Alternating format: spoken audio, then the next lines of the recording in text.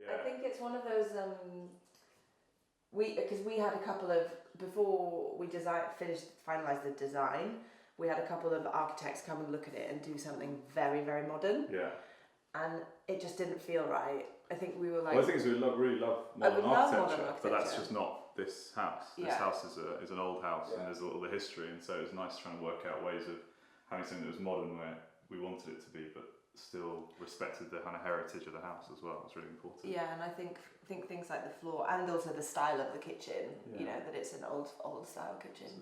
It's much more in keeping, because you can go to lots of houses in this neighbourhood and they've done an extension and they've got the full bifold doors and they've got, you know, sleek marble floors and shiny and they look great, but it doesn't feel like a Victorian house. It looks like one from the outside, but then you come inside and it feels like a very modern house, and that's just not what we wanted. So